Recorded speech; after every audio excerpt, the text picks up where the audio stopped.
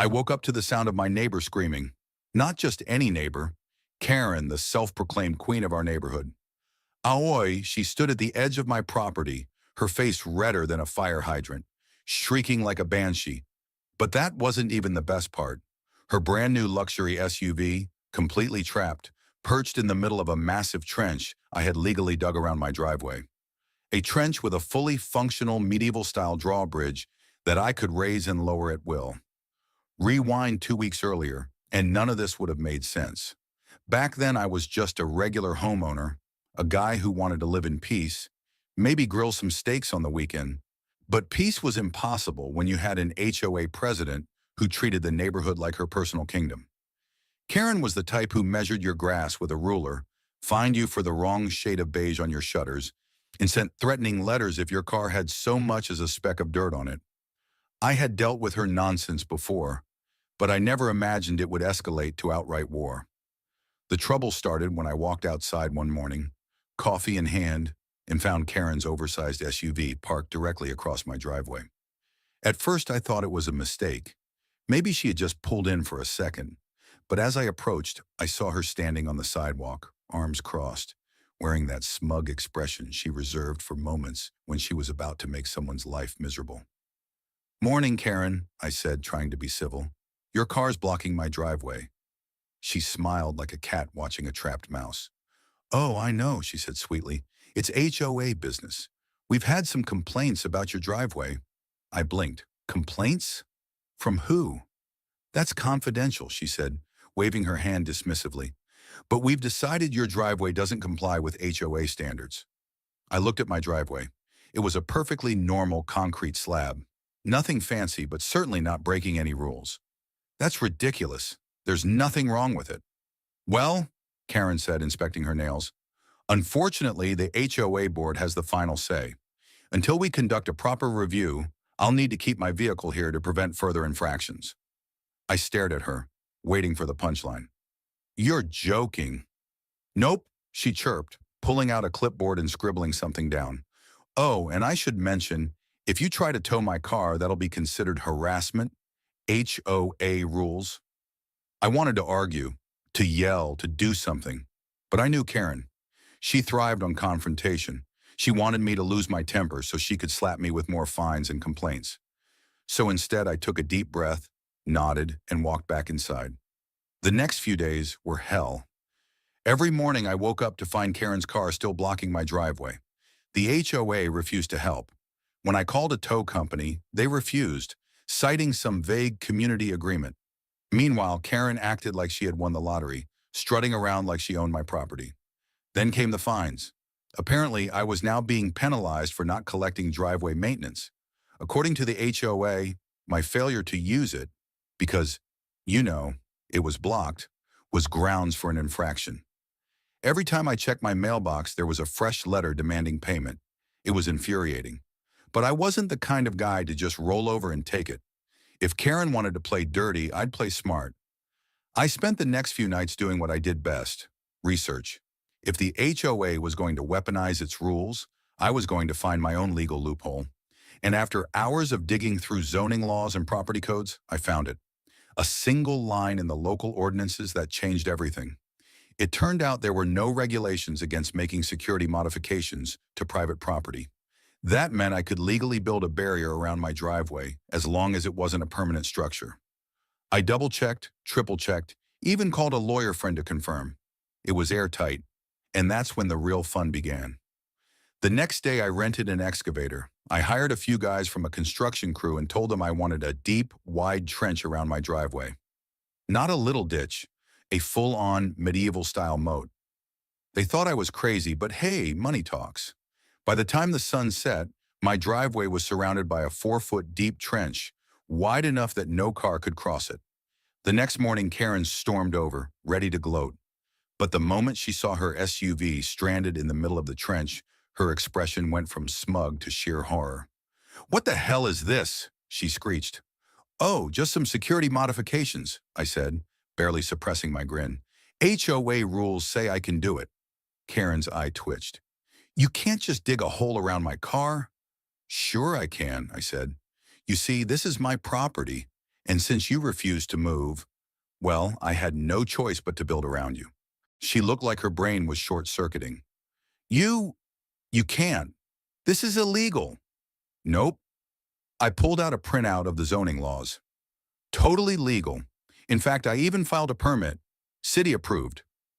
Karen's jaw clenched so tight I thought her teeth might crack. You're going to regret this, she spat. The HOA will not allow this. I shrugged. Guess we'll see.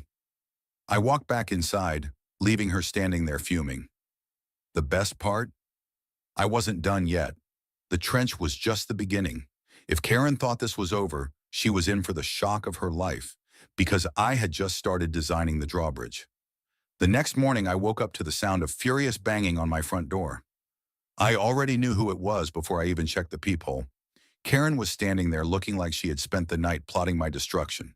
Her face was red, her fists clenched, and the moment I opened the door, she jabbed a perfectly manicured finger at my chest. You need to fill that hole in right now, she seethed. I took a slow sip of my coffee, enjoying the way her eye twitched at my lack of urgency. Oh, you mean the trench?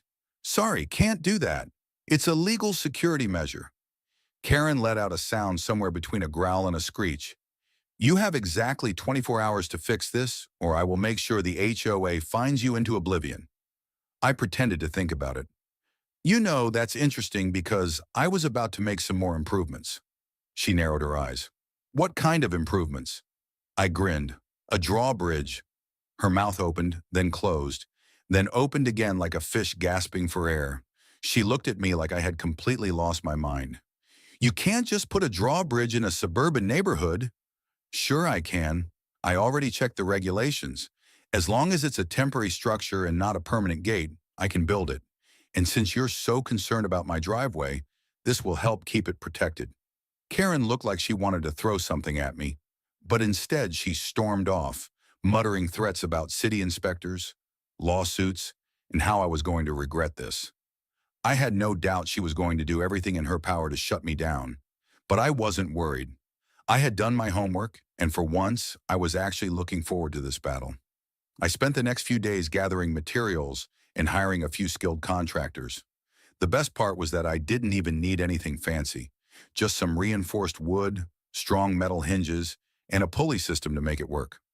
I made sure to record every step of the process, not just for proof that I was following regulations, but because I had a feeling this was going to be internet gold.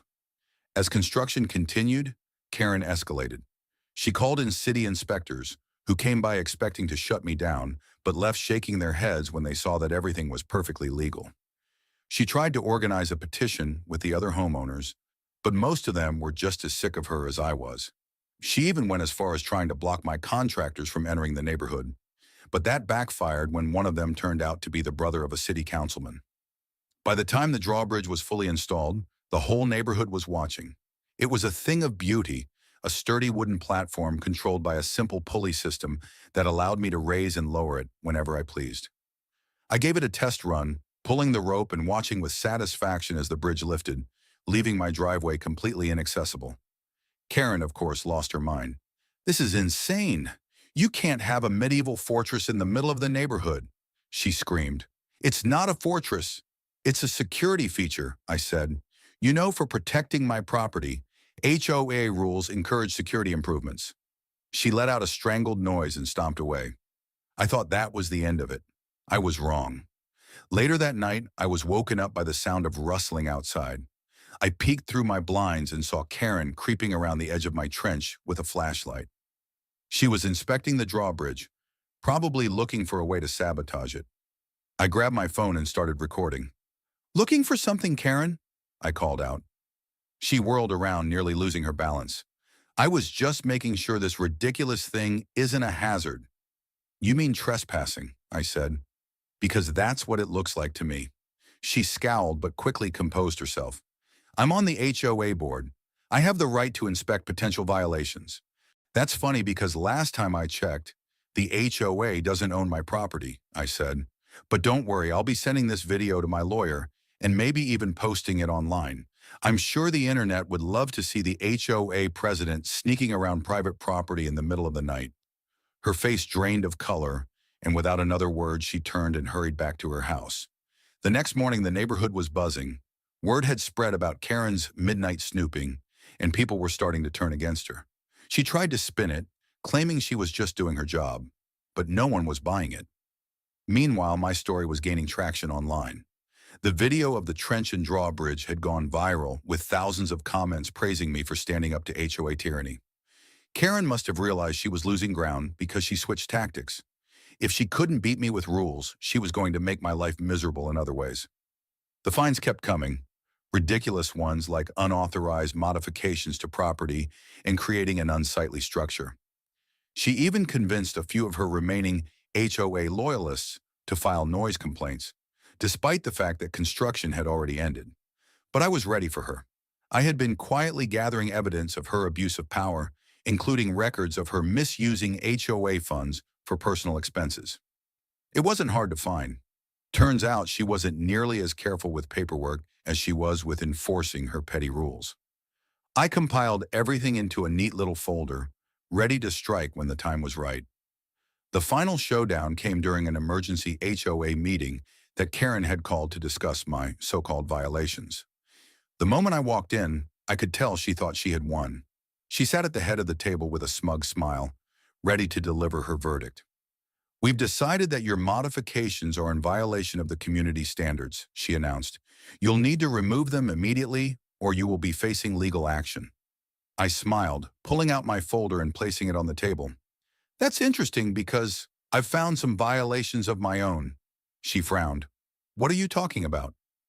I opened the folder and started listing her misdeeds: fraudulent fines, misuse of HOA funds, intimidation tactics against homeowners.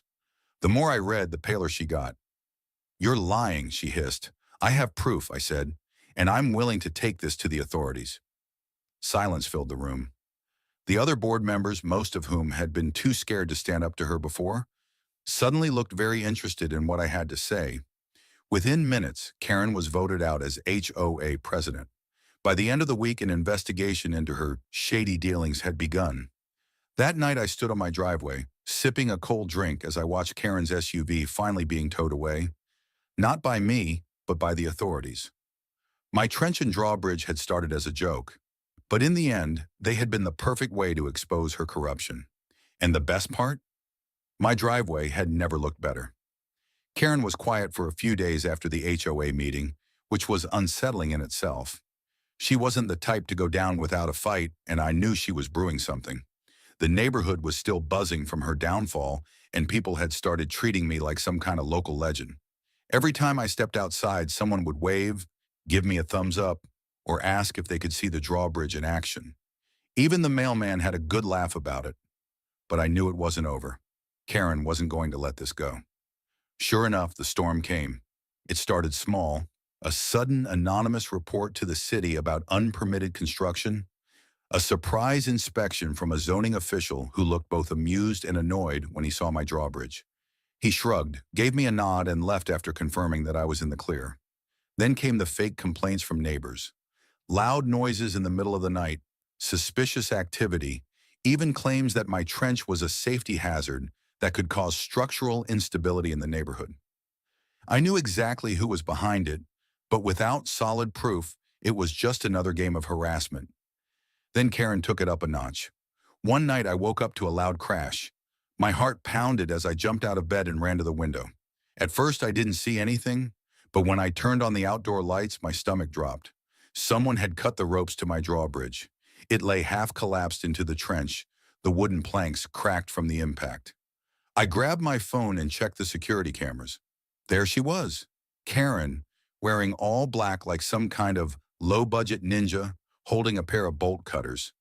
She had actually climbed into my trench and cut the mechanism herself. I didn't even hesitate. I called the police. By the time they arrived, Karen had already fled back to her house, but the footage was all the evidence they needed. The officers knocked on her door, and after a tense few minutes, she was dragged outside, still screaming about how she was being harassed and targeted. She tried to spin the story, claiming she was preventing a neighborhood hazard, but the cops weren't buying it. They arrested her for trespassing and property damage. Watching her being handcuffed and stuffed into the back of a police cruiser was the most satisfying thing I had ever seen. The neighborhood exploded with gossip the next day. It turned out Karen had been pissing off people for years, but no one had dared to stand up to her until now. Some neighbors admitted they had wanted to fight back, but were afraid of retaliation. Now that she had been publicly humiliated, the HOA board had no choice but to take action. They held an emergency vote to remove her from the HOA entirely, stripping her of any remaining power. It was a unanimous decision, but that wasn't the end of it. A few days later, I received an email from an investigator handling HOA fraud cases. Apparently, Karen's financial misdeeds had caught the attention of the authorities. They wanted to interview me about the files I had presented during the meeting.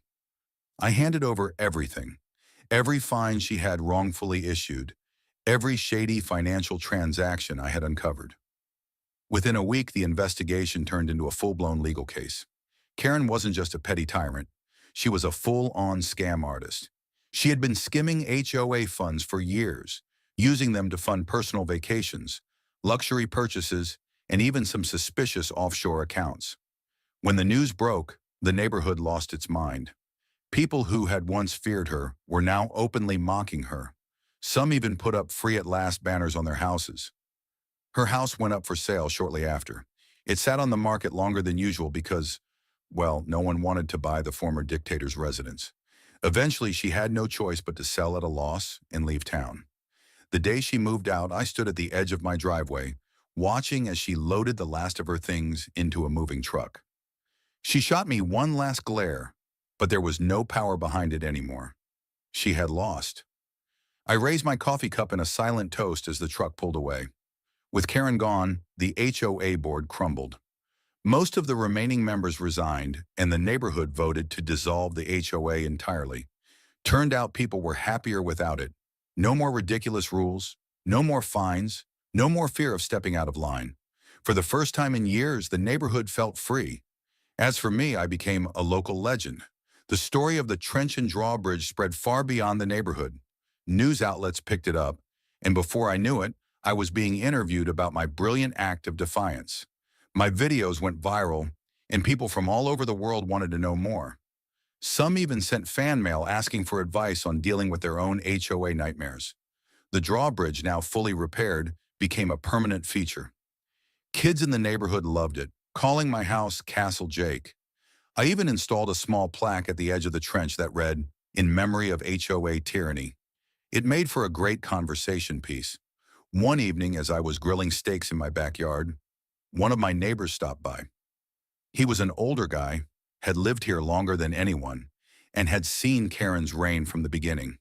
"You know," he said, watching the sun set over the now peaceful neighborhood, "I always thought someone would take her down eventually, but I never imagined it would happen with a trench and a drawbridge." I laughed. "Sometimes you have to get creative." He grinned. "Well, whatever you did, it worked. This place is better without her." I nodded, flipping the steaks. "Yeah, it is. And for the first time since I moved in, I actually felt at home."